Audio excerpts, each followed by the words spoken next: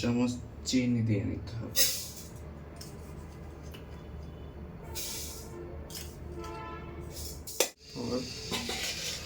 চুলাটাকে চালিয়ে নেব এবং হালকা আছে চুলাটাকে দিয়ে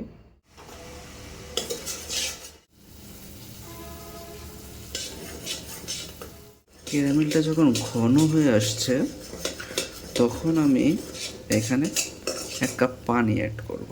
যেহেতু ক্যারামেলটা তৈরি হয়ে গেছে, এখন আমার কাজ হলো পানি অ্যাড করা। 2 কাপ চা বানাবো, এই জন্য আমি একটু বেশি পানি অ্যাড করলাম। কারণ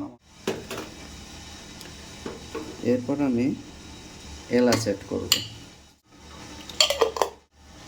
এলাচের পরে আমি অ্যাড করব 2টা চা, তাহলে 3 থেকে 4টা লবঙ্গ অ্যাড করলাম।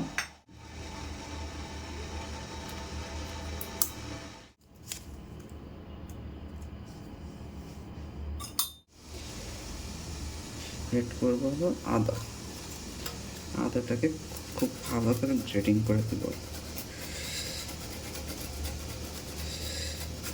যাতে আদার গন্ধ মহুমিত হয়ে যায়।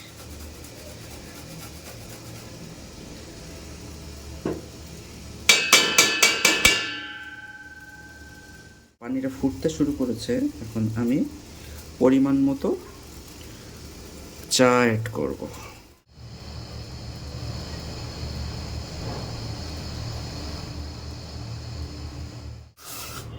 আমরা এখন এটা কাপে ঢেলে নেব।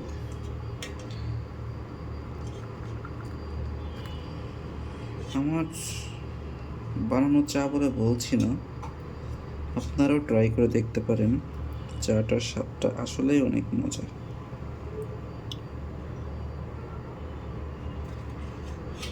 এখন যেটা করব,